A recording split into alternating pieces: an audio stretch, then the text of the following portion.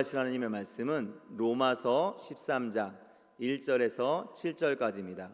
로마서 13장 1절에서 7절. 제가 가진 성경으로는 신약 성경 257페이지에 있습니다. 다 찾으셨으면 대표로 봉독하겠습니다. 각 사람은 위에 있는 권세들에게 복종하라. 권세는 하나님으로부터 나지 않음이 없나니 모든 권세는 다 하나님께서 정하신 바라. 그러므로 권세를 거스르는 자는 하나님의 명을 거스름이니 거스르는 자들은 심판을 자취하리라. 다스리는 자들은 선한 일에 대하여 두려움이 되지 않고 악한 일에 대하여 되나니 네가 권세를 두려워하지 아니하려느냐. 선을 행하라. 그리하면 그에게 칭찬을 받으리라. 그는 하나님의 사역자가 되어 네게 선을 베푸는 자니라. 그러나 네가 악을 행하거든 두려워하라. 그가 공연히 칼을 가지지 아니하였으니 곧 하나님의 사역자가 되어 악을 행하는 자에게 진노하심을 따라 보응하는 자니라.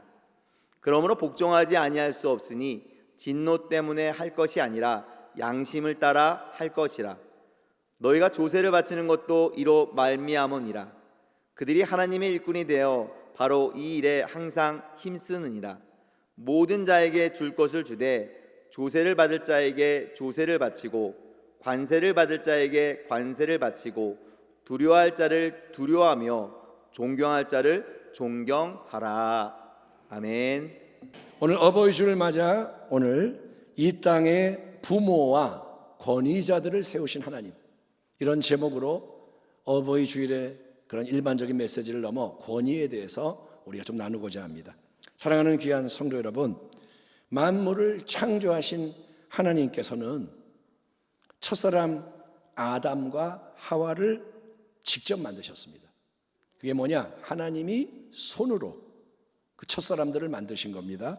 남자 아담을 먼저 만드셨는데 아담은 하나님이 흙을 가져다가 몸을 만드시고 코에다가 생기를 불어넣으셔서 움직이는 존재가 되게 했습니다.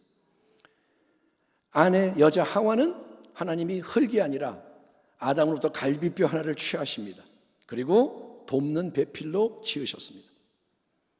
하지만 아담 하와 이후로부터는 모든 인생이 누구든지 인간 부모를 통해서 이 땅에 태어나기 마련입니다.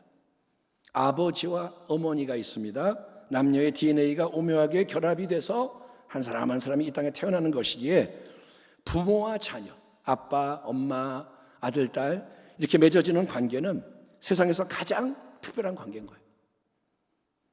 부모님은 자식에게 생명을 전달해주는 통로가 되는 분들입니다. 또 부모님은 각 사람의 인생에 있어서 불가피하게 가장 중요한 권위자가 되는 분이에요. 부모는 생명의 전달자요, 권위자입니다. 자, 권위자가 뭐냐? 이 단어를 사전에서 찾아보니까 어떤 분야에서 뛰어나다고 인정을 받고 영향을 끼칠 수 있는 능력을 가진 사람, 그러니까 어떤 분야의 실력자, 전문가 이렇게 풀이가 되어 있는데 제가 지금 사용하고 있는 권위자의 뜻은 그게 아닙니다. 나라는 인생 존재 위에 권위를 가지고 있는 존재, 그 사람은 누구나 나에게 권위자다. 내 위에 권위가 있는 사람은 권위자다. 저는 이런 차원에서 권위자에 대해서 이야기를 하는 것입니다. 사실 권위라는 것은 우리가 살아가는 이 사회 어디서나 존재합니다. 알든 모르든 인정하든 안 하든 여러분, 우리는 항상 어떤 권위의 구조 속에서 살아가고 있습니다. 집안에서는 부모님이 권위자인 거예요. 집안의 가장 큰 권위는 부모입니다. 또 형제자매 사이에도 나이가 많은, 더 많은 형, 오빠, 누나, 언니 더 권위가 있잖아요. 한 살, 꼴랑 한 살 많은데 까불지 마. 권위가 있는 거예요. 동생은 그러죠. 나중에 늙으면 보자. 친척끼리 만날 때 혈연적 관계에서 위에 있는 사람이 권위를 갖습니다. 나이는 어린데 이모인 거예요. 그런 경우 있잖아요. 그러면 나이가 많은 사람이 이모님 뭐 이러는 거예요. 저는 이제 그게 처음에 이해가 안 됐는데 어쨌든 혈연 관계에서 윗사람이 있는 거예요. 권위. 그리고 학교에 가면 여러분 큰 권위자가 있습니다. 누구죠? 선생님, 스승. 유치원, 초등학교, 중학교, 대학교, 대학원 그런 과정에서 만나는 많은 스승들이 있습니다. 그들이 다 학생에게는 정도의 차이가 있지만 권위자인 거예요. 직장에 가면 여러분 상사들이 권위자입니다. 직속 상사가 있습니다. 제일 잘 만나야 되죠. 예? 또 더 높은 직급의 권위자들이 있습니다. 사장님이시네? 그러면 더 높은 권위죠. 영적인 지도자들, 목사님, 전도사님, 재직들, 내가 구역장인데 지역장이 있습니다. 그러면 다 권위자입니다. 아울러 정치계에는 구청장, 군수, 시장, 도지사, 대통령 등 우리 위에 세워진 권위자들이 있습니다. 부평구에 사는 분들은 부평구청장이 누군지 아세요? 그 사람이 권위자예요. 관심을 좀 가져야 돼. 그러니까 이게 그냥 직함이 아니고 이게 다 뭐냐? 권위라는 거예요. 하지만 권위의 범위는 이런 걸로 제한되는 게 아닙니다. 이게 무슨 말이냐? 구청장 직함이구나 고정되어 있는 게 아니라 예컨대 우리가 비행기를 타게 되면 거기에는 기장과 승무원들이 대기하고 있습니다. 모르는 비행기에 들어갔어요? 안녕하십니까? 인사를 해요. 근데 비행기 안에서는 바로 그분들이 일시적으로나마 우리의 권위자가 되는 거예요. 다시 한번 이거는 좀 생각을 잘 해보셔야 돼요. 내가 비행기를 탔어요. 그러면 승무원과 기장이 뭐냐? 권위자라는 거예요. 거기서는 승객이 기장과 승무원의 지시를 따라야 됩니다. 만약에 아니지, 내가 손님이니까 손님이 왕이지, 내가 비행기 표값 냈으니까 서비스를 받는 입장이니까 내 말대로 그들이 움직여야지, 이게 아니라는 거예요. 만약에 그런 마음을 가지고 있으면 진상 승객이 되고 맙니다. 지 마음대로 안 해준다고 난리 피고 쫓겨나는 사람. 버스를 타면 하다못해 버스를 타도 버스 기사가 권위자예요. 따라합니다. 버스 기사도, 크게 버스 기사 아저씨도 권위자다. 버스를 타고 있는 당하는 권위자예요. 여기 내려주세요 이렇게 아니에요. 그 아저씨가 내려줘야 내리는 거예요.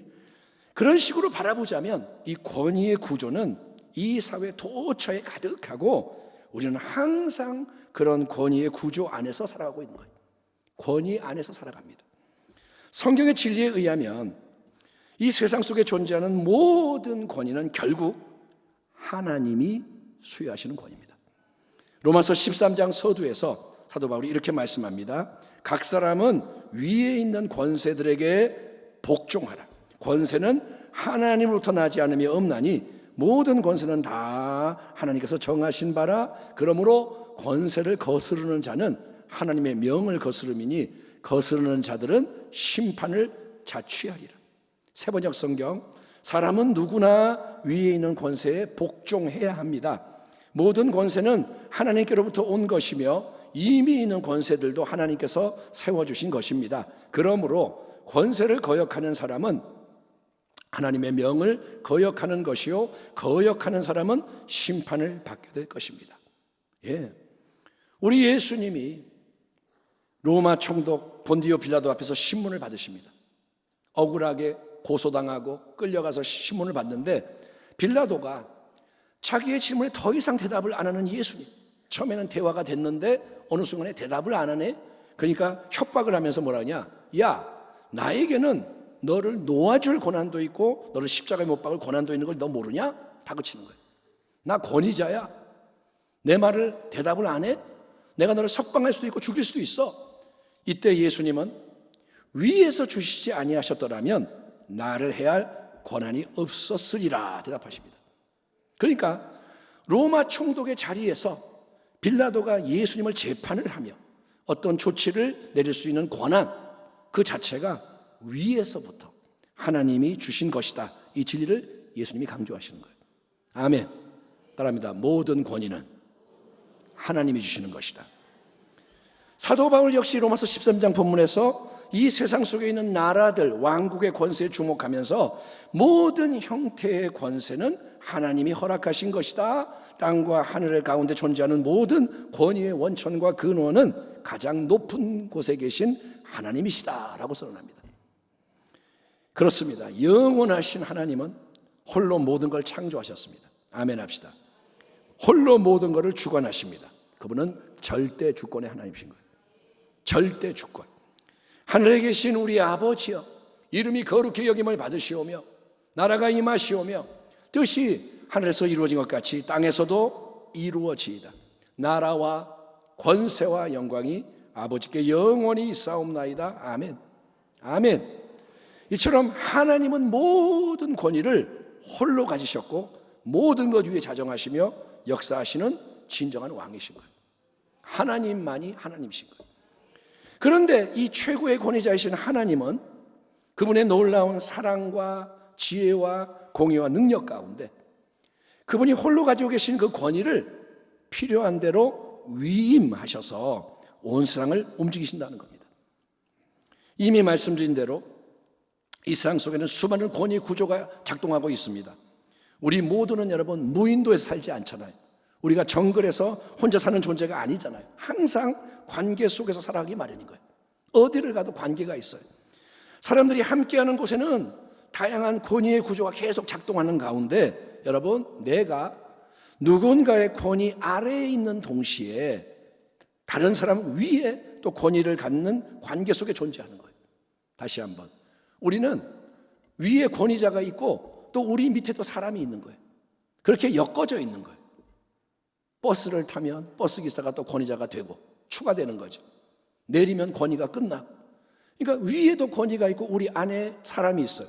그 모든 권위들을 위임하신 분, 나눠주시는 분, 권위의 원천, 근원이 되시는 분이 하나님이신 거예요. 그런데 보면 오늘 우리가 살아가는 이 시대는 권위에 대해서 부정적인 인식과 거부감이 만연해 있습니다. 혼돈과 위기의 시대입니다. 여러분, 질문합니다. 권위라는 말을 들을 때 마음이 어떻습니까?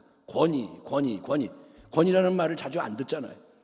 일반적으로 보면 권위 또는 권위자 이런 말을 들을 때 부정적인 반응이 많이 나오는 걸 확인할 수 있는데, 왠지 여러분 권위 그러면 딱딱하고 권위 부담스럽고 억압적이고 고통을 주는 뭔가 다가오지 않습니까? 권위 들으면 좋아, 이런 사람이 몇 명이나 있을까요?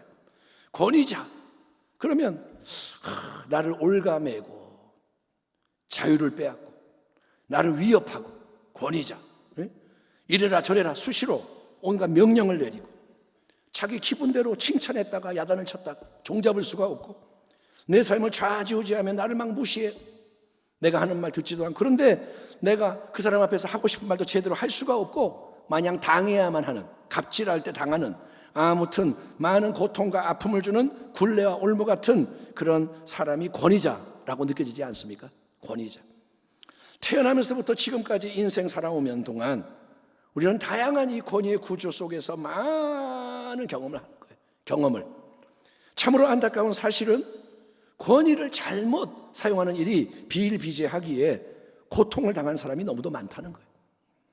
가정에서 권위자인 부모로 인해 고통당하는 자녀가 많습니다. 우리가 가정의 속사정을 다 모르지만 부모와 자녀가 같이 있으면 부모의 권위가 잘못 사용돼서 고통당할 때가 많습니다. 우리 아이가 달라졌어요. 이 프로그램 통해 많은 유익을 얻을 수가 있는데 가끔 이렇게 보면 내용도 참 흥미롭고 뭔가를 배우는데 가만히 보니까 아이들의 문제는 그냥 아이만의 문제가 아닌 거예요. 얘가 뭐 장애가 있고 뭐 이상하고 그런데 걔만 잘못된 게 아니고 항상 부모의 영향이 크게 작용하는 거예요. 원인의 큰 부분이 부모에게 있는 거예요. 여러분, 집안에서 남편으로 인해 괴로워하는 아내가 많습니다. 남편이 권위자인데 남편 때문에 마음 아픈 사람, 괴로운 사람 많고, 물론 반대의 경우도 만만치 않아요. 그것도 얘기해야 돼요. 아내 때문에 정말 살고 싶지 않은 남편도 있어요. 권위를 잘못 사용하는 교사들, 요즘은 또 교사의 권위가 너무 땅에 떨어졌어요. 그런데 권위를 잘못 사용한 교사들, 학생들이 큰 피해를 입습니다.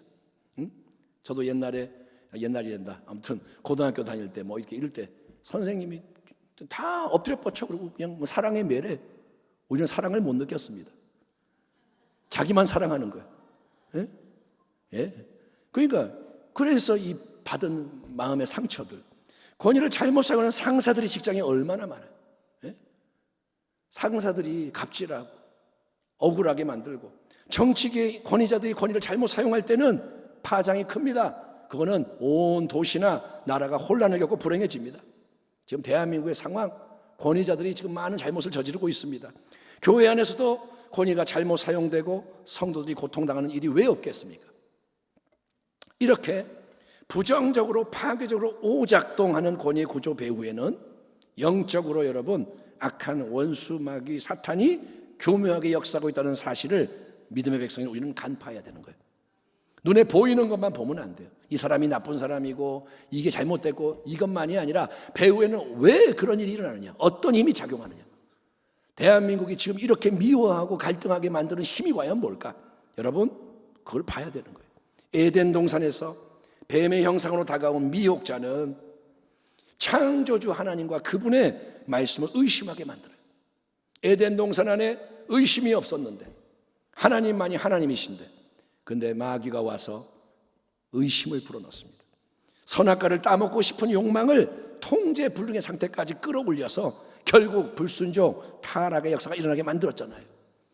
그 결정적인 사건 타락 이후로 이 세상 속에는 권위에 대한 오해와 변질, 거부, 불순종이 만연한 거예요. 그래서 무질서, 혼란, 어둠이 팽배한 것이고, 이런 현상은 마지막 때가 여러분 깊어질수록 심화될 것이다. 세상이 더 악해질 것이다. 성경이 예고합니다. 너는 이것을 알라. 말세에 고통하는 때가 이르러 사람들이 자기를 사랑하며 돈을 사랑하며, 지금 우리의 시대입니다. 자랑하며 교만하며 비방하며, 오늘 어버이 주일인데 뭐라 하냐, 부모를 거역하며 감사하지 아니하며 거룩하지 아니하며 무정하며 원통함을 풀지 아니하며 모함하며 절제하지 못하며 사나우며 선한 것을 좋아하지 아니하며 배신하며 조급하며 자만하며 쾌락 사랑하기를 하나님 사랑하는 것보다 더하며 경건의 모양은 있으나 경건의 능력은 부인하니 이 같은 자들에게서 네가 돌아서라. 아멘. 아멘. 에덴 동산에서부터 거짓으로 미혹을 했습니다. 원수 마귀는. 그 마귀는 권위의 자리에 있는 사람들을, 중요한 사람들을 자기의 통치 아래 끌어들여서 잘못된 권위로 인생들을 도둑질하고 쥐고 멸망시키는 것입니다. 이스라엘의 첫 번째 왕이었던 사울, 그는 처음에는 하나님의 뜻에 순종하던 좋은 왕이었습니다. 사울, 다윗 못지않은 훌륭한 왕이었어요. 그러나 나중에 권위의 자리에 있다 보니 폭군으로 변질이 됐습니다. 권위의 맛을 보다가 이 사람이 이상해졌어요. 사울은 권위의 자리에서 모두에게 해를 끼치다가 멸망하게 되는데, 그의 여러분 모습이 어떠했느냐? 사울왕 불신이 가득하고, 미움, 두려움에 사로잡혀서 이기적으로 지멋대로 행하는 거예요. 자기만을 위해 살고 지멋대로, 분노 조절 장애 같아요.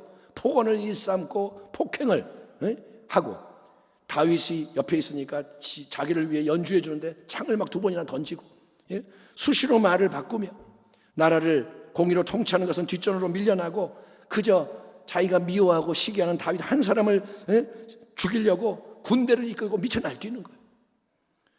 그렇게 권위자가 잘못 행동을 하면 그 밑에 있는 모든 사람이 피해를 입게 되고, 그 결과 여러분 억울함을 당한 사람이 권위자를 맞서 대적하며 싸우거나, 아니면 아예 권위 자체를 부정하며 나는 내 마음대로 혼자 살겠다, 공동체의 분열과 해체가 일어날 수 있는데, 이게 바로 사탄이 노리고 조장하는 악한 역사라는 거예요. 사탄은 권위를 무너뜨리고 공동체를 파괴하고 다 죽이는 거예요.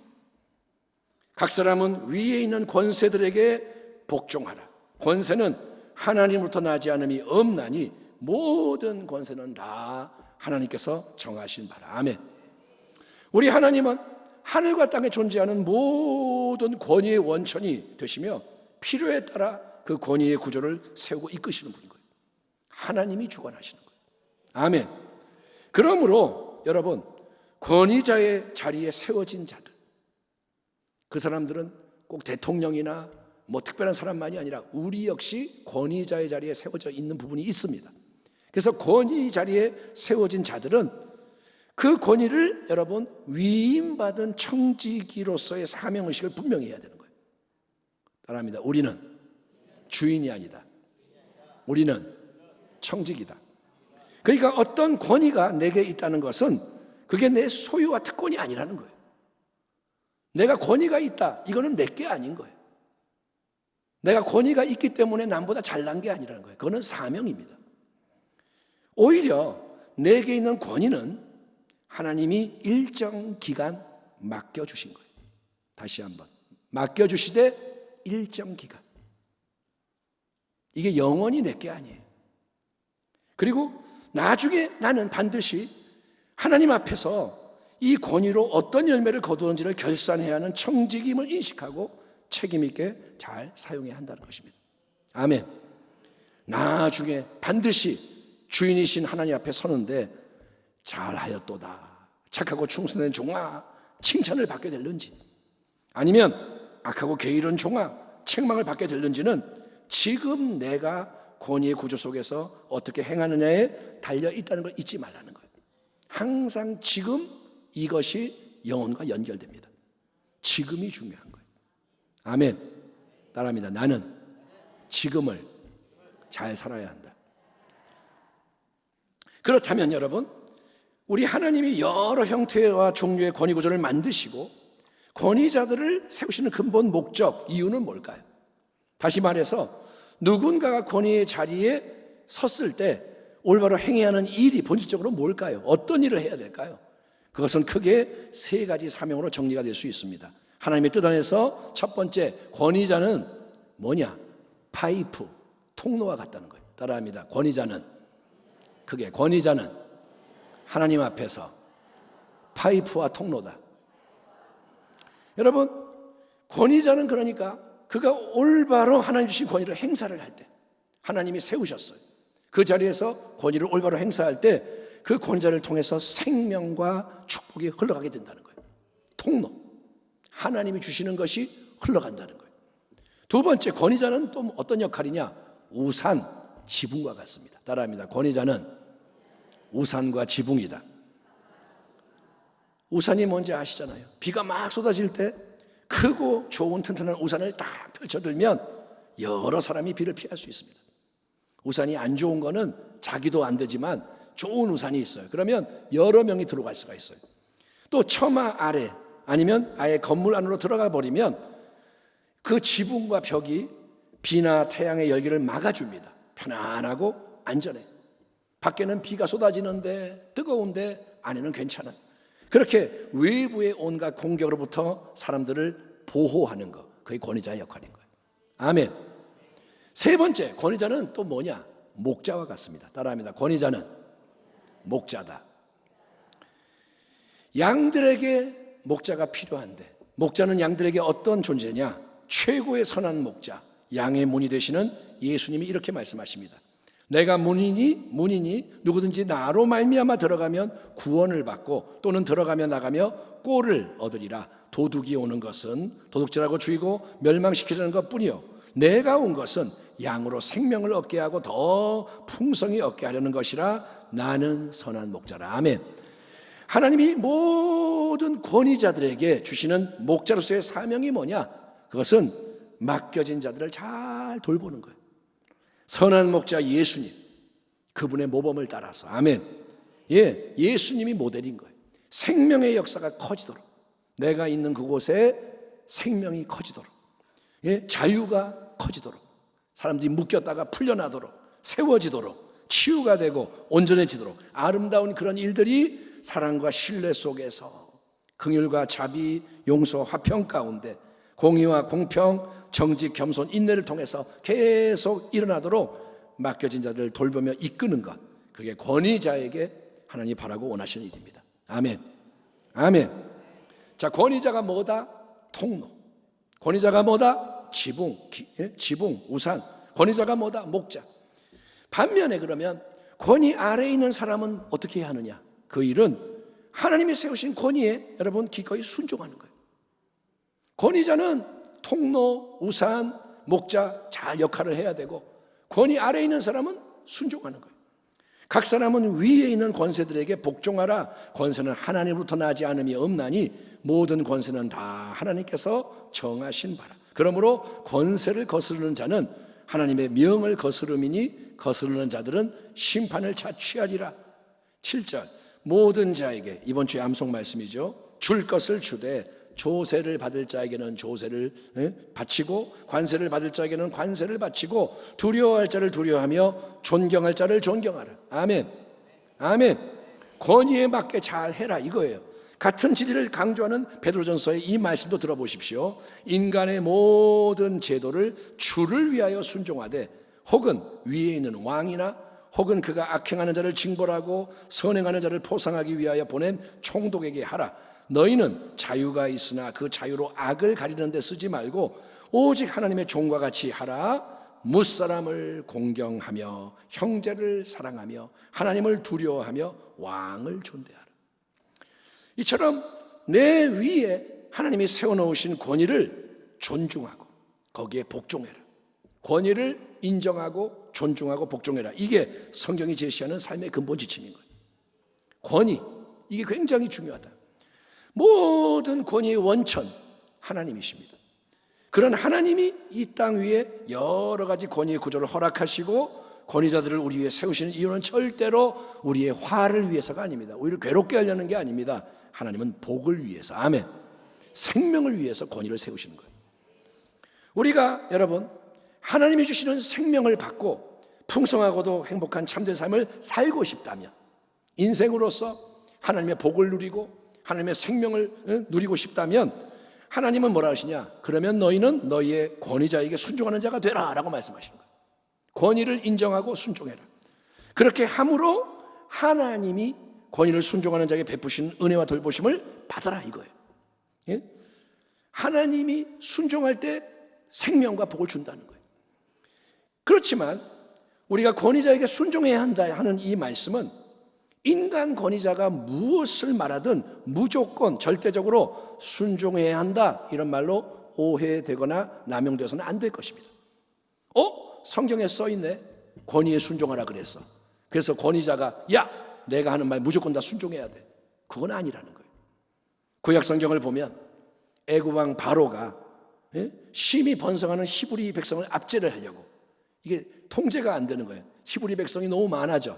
그래서 히브리 산파 십부라와 부하를 불러다가 야 히브리 여자가 출산할 때 사내 아이면 다 죽여 명령을 내립니다. 히브리 여자애들은 살려주고 남자애들은 다 죽여. 하지만 이 산파들이 하나님을 두려워하는 경건한 자들이었습니다. 할렐루야. 그래서 바로 왕의 명령을 거역을 해. 남자아이인데 안 죽여요. 살려둡니다. 그러자 하나님은 산파들을 왕의 진노로부터 보호하시고, 아멘, 축복하시는 거예요. 왕이 따져 묻지만 산파들이 지혜롭게 대답을 하고 왕이 할 말이 없어. 또 다니엘의 세 친구 누구죠? 사드락, 메삭, 아벳느고. 그들은 느부갓네살 왕의 모든 신하들과 달리 금신상 앞에 절하라는 명령에 불순종합니다. 풀무불에 던져집니다. 그러자 하나님은 어떻게 하느냐? 그 세 친구를 보호하실 뿐 아니라 왕과 온 나라가 하나님을 경배하도록 역사의 흐름을 바꾸시는 거예요. 느부갓네살 왕이 어떤 왕인데요? 천하의 제일의 왕이에요. 근데 그 왕의 명령을 거역했는데 하나님이 보호하시고 하나님이 뒤집으시는 거예요. 왕도 굴복해. 너네 하나님이 진짜 하나님이다. 다니엘 얘기도 마찬가지. 다니엘을 시기했던 대적들이 다리오 왕을 부추겨서 30일 동안은 다리오 왕 외에 그 어떤 신에게도 기도를 하거나 예배를 못하도록, 만약에 그 명령을 어긴다면 사자굴에 던져지도록 칙령을 내리게 합니다. 하지만 그 모든 것을 알고도 다니엘은 칙령을 어깁니다. 다른 신에게 기도하면 죽는다 알지만 다니엘은 하루 3번 평소와 똑같이 예루살렘을 향해 기도를 했고 사자굴에 던져지지만 하나님은 또 다니엘을 보호하시는 거예요. 아멘. 하나님은 살아계십니다. 하나님이 다니엘을 보호하실 뿐 아니라 어떻게 하냐? 반대로 사자굴에 던져지는 대적들, 저는 이 장면이 너무 멋있어요. 하나님이 어떻게 하느냐? 다니엘의 대적들을, 다니엘이니까 던져졌어요. 죽어야 돼. 안 죽었어요. 사자들 입을 막았어요.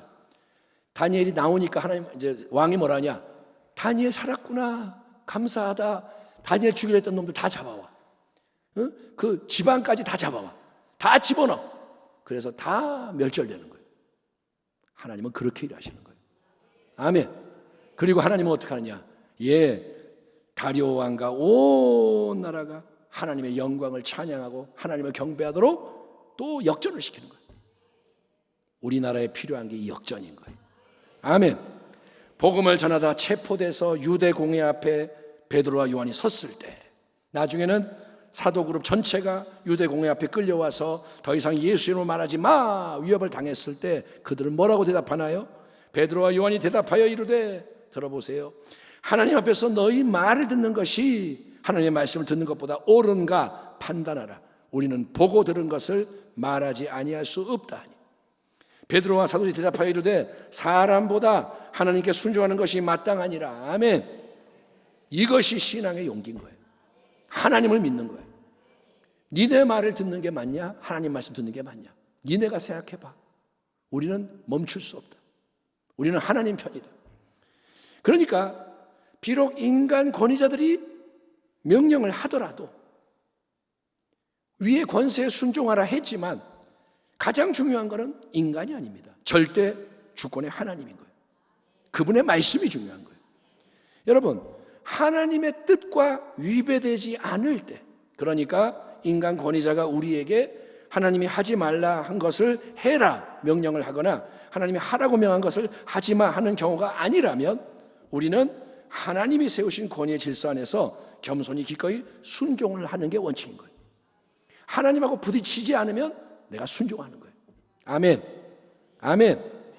종들아, 너희 상전을 잘 섬겨라. 죽게 하듯 하라. 인간에게 하는 것 하지 말고 하나님께 하는 것처럼 잘 섬겨라. 그게 원칙인 거예요. 하지만 만약에 인간 권위자가 명하거나 금하는 것이 우리 하나님의 뜻과 일치하지 않는 경우라면 그때는 당연히 여러분 사람보다 그가 아무리 바로 왕이고 느부갓네살 왕이라 할지라도 천하를 호령하는 최고의 권세라 할지라도 그 사람이 아니라 하나님께 순종하는 게 마땅하다. 이게 신앙의 진리인 거예요. 그때는 정중하게, 나랍니다. 정중하게. 막 싸우는 게 아니에요. 정중하게. 그러나 단호하게 거부하는 게 필요한 거예요. 아멘. 다니엘이 왕이 준 음식을 거부할 때 정중하게 지혜롭게 거부하는 거예요. 나는 이거 안 먹어요. 이게 아니라 당신이 한번 시험을 해보시면 어떻겠어요? 우리가 채소를 이렇게 먹고 나서 문제가 있으면 바꿀게요. 한번 해보실래요? 이렇게 정중하게 지혜롭게 거부하는 거예요.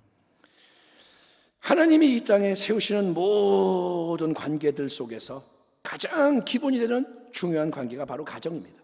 가정. 지금은 가정의 달이잖아요. 만약에 우리의 가정 모두가 건강하게 잘 세워진다면 여러분 온 나라가 아름답게 세워집니다. 가정이 건강하면 사회의 모든 영역에 풍성한 열매가 맺힙니다. 아멘. 가정이 정말 잘 돌아가면 밖에서도 싸우지 않아요. 이런 모습이 아니에요. 가정은 하나님이 우리에게 생명과 복이 넘쳐나게 하기 위해서 계획하신 가장 중요한 통로입니다. 하나님이 제일 먼저 가정을 세우신 거예요. 그렇기 때문에 가정 안에서 하나님이 주신 권위가 올바로 행사되는 게 더없이 중요한 건데, 자, 한 가정 안에서 작동하는 권위의 구조는 두 가지입니다. 첫째는 뭐냐? 부모와 자녀의 관계. 둘째는 남편과 아내의 관계. 그 속에 있는 권위의 구조예요. 부모와 자녀. 누가 권위자예요? 누가 권위자예요? 어려워요? 누가 권위자예요? 부모예요, 부모. 자식이 권위자가 아니에요. 자식에게 끌려가면 안 돼요. 남편과 아내, 누가 권위자예요? 돈 많이 버는 사람? 아니요. 남편이 권위자예요. 하나님의 질서가 있다는 거예요. 어버이 주일 오늘 우리는 일단 부모와 자녀의 권위 구조에 우리의 관심을 집중하려고 합니다. 이미 말씀드린 것처럼 부모가 있잖아요. 부모는 이 땅에 태어나는 모든 삶의 가장 중요한 첫 번째 권위자입니다. 다른 권위자보다 먼저가 부모인 거예요. 태어나자마자 맺어지는 첫 번째 관계. 응애 나오는 순간 부모하고 만나는 거예요. 그 관계, 부모와 자녀의 관계. 사람은 누구나 부모로부터 사랑의 돌봄을 받아야 생존할 수가 있습니다. 태어났는데 부모가 돌봐주지 않아 죽는 거예요. 부모님으로부터 육신적인 필요를 공급받을 뿐 아니라 부모로부터 친절, 부드러움, 따스함, 용납, 용서, 오래 참음, 격려, 위로, 칭찬 이런 거를 경험할 때 그때 건강한 자아 정체성이 형성되고 훌륭한 인격체로서의 아름다운 삶을 살아갈 수 있는 것입니다. 인생 초기에 형성되는 자아 정체성, 내가 누구인가, 여기에 가장 큰 영향을 미치는 사람이 부모인 거예요. 어쩔 수가 없어요. 하나님은 모든 자녀에게 부모를 통해 육신의 생명을 주셨습니다. 부모 없이 자기 혼자 태어난 인생은 하나도 없습니다. 아무리 시험관 아이 뭐 이런 거 해도 부모가 있기 마련인 거예요. 그리고 하나님이 그런 부모에게 주시는 크나큰 사명이 뭐냐 하면 자녀에게 하나님의 대리자가 되라는 거예요. 따라합니다. 부모는 자녀에게 하나님을 대신하는 권위자다. 부모는 부모가 되는 순간 하나님부터 권위를 받는 거예요. 아멘. 누구에게? 내 자녀에게. 남의 자식하고는 상관이 없어요. 내게 주신 자녀에게는 권위자인 거예요. 하나님의 권위자. 그래서 이 권위를 가지고 자식에게 뭐 해야 되느냐? 생명과 복을 전달하는 통로가 되고, 통로. 또 우산과 지붕처럼 자녀를 덮어서 보호해주고 목자처럼 자녀를 돌보는 사명을 수여받는 거예요. 아멘. 그러니까 요즘 우리가 아기도 뭐 안 낳고 그냥 자기 쾌락을 추구하고 이런 건 말도 안 돼요. 그건 타락인 거예요. 부모가 되는 게 뭐냐? 사명을 받는 거예요. 무엇보다 부모가 하나님 앞에서 권위자로서 잘 수행하는 사명은 하나님에 대한 참된 신앙을 전수하고 신앙의 유산을 물려줌으로써 하나님의 위대한 뜻이 세대와 세대를 넘어 이 땅에 이루어지게 하는 것입니다. 이스라엘아 들으라. 우리 하나님 야훼는 오직 유일한 야훼시니 너는 마음을 다하고 뜻을 다하고 힘을 다하여 내 하나님 야훼를 사랑하라. 오늘 내가 내게 명하는 이 말씀을 너는 마음에 새기고, 누구의 마음? 내 마음에 먼저 새기는 거예요. 내가 하나님을 사랑하고 그분의 말씀을 마음에 새기고, 근데 그 다음에 뭐냐? 네 자녀에게 부지런히 가르치며 집에 앉아있을 때든지 길을 갈 때든지 누워있을 때든지 일어날 때든지 이 말씀을 강론할 것이며 너는 또 그것을 네 손목에 매어 기호를 삼으며 내 미간에 붙여 표로 삼고 또 내 집 문설주와 바깥문에 기록할지니라.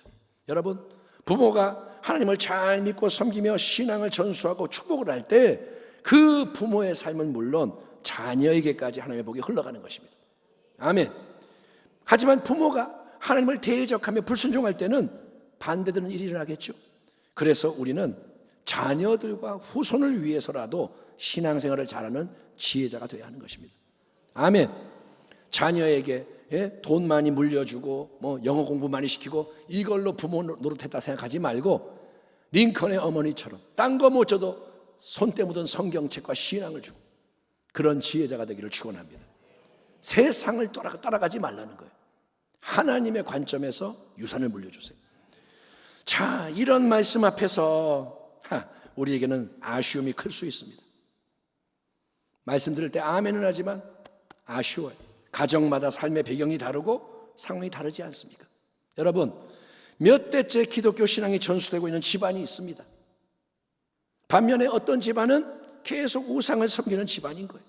그래서 내가 어떤 집안에 태어나느냐 내가 정하는 게 아니잖아요. 예? 그렇기 때문에 여러분, 우리는 서로의 상황을 비교할 수도 없고 비교할 필요가 없는 거예요. 몇 대째 기독교 신앙 집안하고 우상 숭배하는 집안하고 비교할 필요가 없어요. 다만 하나님이 모든 걸 보시고 아신다. 이 진리를 믿으십시오. 하나님이 모든 걸 아세요. 그분은 공평하신 하나님. 만약에 우리 집안이 예수님을 잘 믿는 집안이고 좋은 신앙의 유산을 물려받은 경우라면 그 은혜에 여러분 진정으로 감사해야 됩니다. 신앙의 모델이 되어주시는 부모님이 계시다면 더욱더 사랑으로 공경하며 순종하기를 힘쓰십시오. 그거는 특별한 은혜인 거예요. 아멘.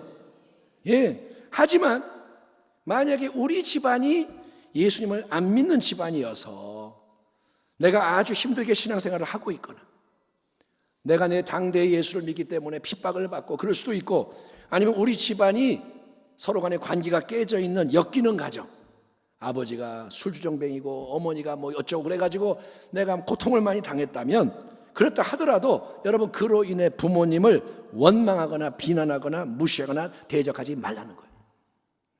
인간적으로 받아들이기 어려운 상황이라 할지라도, 인간적으로 내가 원망하는 게 맞고 내가 거역하는 게 맞고 그게 맞을지라도, 이놈의 집안 내가 언제 빨리 떠나나 이런 집안이라 할지라도 하나님은 선하신 뜻을 품고 계시고 우리가 하나님 말씀에 초점을 맞추고 나아갈 때 아름다운 그분의 새 일을 반드시 이루시기 때문입니다. 하나님을 믿으십시오. 아멘. 다윗은 청소년 때 기름 부음을 받고 왕의 기름 부음을 받았습니다. 근데 그때로부터 무려 13년, 14년 정도의 오랜 세월 동안 사울왕 때문에 엄청난 고난을 당합니다. 누가 나를 미워해서 한 달만 괴롭혀도 괴로워요. 1년만 괴롭혀도 사람이 피폐해져요. 그런데 사울왕이, 그 악독한 왕이 13년, 14년을 쫓아다니는 거예요. 왜일까요? 왜? 사울왕은 장인입니다. 다윗이 잘못한 거 없습니다. 그것은 다윗을 훈련하고 연단하는 과정인 거예요. 하나님은 다윗이 하나님 앞에서 가장 아름다운 모습으로 빛나는 참된 왕이 되기를 원하셨습니다. 내 마음에 합한 자. 아멘. 그래서 사울왕을 통해 많은 고통을 받으며 인격과 신앙이 정금같이 나오도록 작업을 하시는 거예요. 하나님은 선하세요. 아멘. 그 연단이 없었으면 다윗이 또 다른 사울이 될 수 있는 거예요. 여러분, 모세 어릴 때 버림받았습니다. 요셉 형들에 의해서 배신당하고 팔려가며 노예가 됩니다. 그 인생 어릴 때 위기와 상처가 많았지만, 그들이 잘못될 수 있지만, 삐뚤어질 수 있지만 그들은 하나님과 동행하며 하나님의 특별한 사람으로 세워지고 쓰임받았음을 기억하십시오. 그러니까 문제와 고난이 있지만 그 자체가 화와 불행이 아니라는 거예요. 아멘. 우리 집안 왜 이래? 근데 그 자체가 화가 아닌 거예요. 믿음으로 잘 통과하고 처리하면 큰 축복과 승리의 재료가 되는 것입니다. 부모의 자리에서 우리는 자녀를 귀하게 여기고, 하나님의 내 자녀가 아닙니다. 하나님의 자녀. 내 새끼지만 내 새끼 아니에요. 여러분, 내 소유가 아닙니다. 내 거 아닙니다. 위탁받은 자녀입니다. 아멘. 따라합니다. 내 자녀는 하나님의 것이다. 잠시 맡은 거예요. 일정 기간 동안 하나님의 뜻대로 잘 양육해서 돌려드리기 위해서 부단히 기도하며 축복하며 헌신해야 됩니다. 가정의 달, 다음 세대, 모든 다음 세대에 대해서 이 책임을 통감하며 함께 헌신합시다. 아멘. 우리 자녀, 자기 자녀 잘 키워야 될 뿐 아니라 우리 품 안에 있는 모든 자녀. 아멘. 우리 교회에 보이는 자녀들 다 귀한 자녀들이고, 아멘. 하나님의 거예요. 잘 세워야 됩니다. 우리 자녀만이 아닙니다. 필리핀에 있는 그 아이들, 필리핀 대한국제대학을 통해 섬기는 이름도 모르는 아이들, 그들도 품고 하나님이 마음을 열어주시면 더 많은 자녀들이 우리 속에 들어오는 거예요. 하나님의 마음으로 행하기를 축원합니다. 우리가 그러니까 권위자로서 잘 해야 돼요. 또 우리가 이제 자녀의 자리에서 명심해야 할 하나님의 말씀은 뭐냐면 네 부모를 공경하라는 말씀인 거예요. 우리 밑에 자녀가 있지만 우리 위에 부모님이 있어요. 자녀들아, 주 안에서 너희 부모에게 순종하라. 이것이 옳으니라. 내 아버지와 어머니를 공경하라. 이것은 약속이 있는 첫 계명이니 이로써 네가 잘되고 땅에서 장수하리라. 우리가 자녀로서 부모님의 권위를 인정하고, 나의 부모님이십니다. 하나님이 주신 부모입니다. 올바르게 부모의 권위에 반응을 하면 반드시 복을 받는다. 하나님이 복을 주신다. 약속하시는 거예요. 예? 인간적으로 볼 때 우리 부모님 완전할 수 없습니다. 그거는 우리도 마찬가지입니다. 그 어떤 부모도 완전하지 않습니다. 부모님과의 관계가 안 좋은 사람들이 많죠. 남에게 얘기 못하지만 상처 있는 사람 많아요. 그러나 부모님이 잘못한 게 많아도 주 안에서 주님 때문에, 주님의 은혜를 통해 우리는 부모를 새롭게 바라보고 사랑하고 공경하기를 선택해야 되는 거예요. 일단 아멘 합시다. 아멘. 예, 부모 공경, 이거를 그저 우리가 복 받고 성공하기 위해 해야 하는 의무사항으로 만들지 말라는 거예요. 부모를 공경해 복을 받는데 그러면 어쩔 수 없이 그럼 공경해야지, 이게 아니고 우리를 향한 부모의 사랑과 희생, 그게 비록 완전하지는 않았을지라도 여기에 대해서 우리는 공경과 순종으로 화답을 해야 되는 거예요. 우리도 부모가 되어 보면 알잖아요. 자녀를 위하는 마음이 있잖아요. 부모 역시 어려울 때, 지금보다 훨씬 어려울 때 오히려 사랑하고 희생했습니다. 그거를 인정하고, 그리고 그렇게 하면 하나님은 우리의 이 작은 헌신을 기뻐 받으시는 거예요. 내가 부모를 공경하는 이 작은 헌신을 기뻐하시고 위대한 축복으로 응답해 주시겠다고 약속하는 겁니다. 하나님은 좋으신 하나님이신 거예요. 부모를 공경하라. 거기에는 많은 게 포함이 됩니다. 일단은 감사하는 게 중요한 거예요. 감사. 나를 이 세상에 존재하게 한 분이 부모님이신 거예요. 하나님이 택하셔서 도구로 삼으신 분이 부모예요. 부모에 대한 감사는 부모가 얼마나 나에게 잘해줬느냐 여기에 달린 게 아닙니다. 가장 근본적으로 내가 이 세상에 오게 하신 통로가 되어주셨다. 그 때문에 부모는 나를 낳아주신 것만으로도 존경과 사랑을 받아야 마땅한 대상이다. 하나님은 그렇게 말씀하시는 거예요. 내가 그를 너희의 부모로 삼았으니 네가 감사해라. 아멘. 하나님을 바라보셔야 돼요. 부모가 나를 낳고 버리고 갔어요. 그래도 부모를 부모로 인정하라는 거예요. 자녀가 부모를 선택할 수 없는 것처럼 부모도 자녀를 선택할 수 없습니다. 내가 내 부모, 왜 이딴 부모예요? 부모도 그럴 거예요. 나는 네가 나올 줄 몰랐다. 오직 하나님이 선택하시고 하나님의 선택에는 실수와 후회가 없다는 겁니다. 이해가 안 되더라도 진리에 아멘하고 순종하십시오. 내 인간의 머리로는 이해가 안 돼요. 불합리하고 화가 나고, 그래도 하나님이 오르시다. 부모가 어떤 훌륭한 업적을 남겨서 공경하는 게 아니라고 했습니다. 나를 낳아줬기 때문에 그것만으로도 충분하고, 어쨌든 희생적인 사랑으로 양육을 해 주셨잖아요. 내가 살아있잖아요. 여기까지 왔잖아요. 그러니 사랑하고 존경해야 합니다. 부모가 하셨던 좋은 일을 기억을 하세요. 아멘. 어렸을 때 아버지하고 달리기 했던 기억. 아버지가 자 우리 달리기 한번 할까? 그리고 맛있는 핫도그를 사줬어. 그럼 딴 거 다 기억 안 나는데 그게 기억이 나. 그러면 그 좋은 거를 기억하라는 거예요. 그리고 여러분 감사하십시오. 아멘. 부모님이 잘못한 게 분명히 있습니다. 그거는 용서하기를 선택하세요. 부모님을 무시하거나 대적하는 건 절대로 하면 안 됩니다. 그리고 혹시 부모님 아직 그리스도인이 아니시라면, 돌아가신 경우는 어쩔 수 없지만 살아계신데 예수를 안 믿으신다면 부모님의 구원을 위해서 기도하십시오. 계속 열심히 기도하고 아멘, 사랑으로 심으십시오. 하나님이 응답하실 겁니다.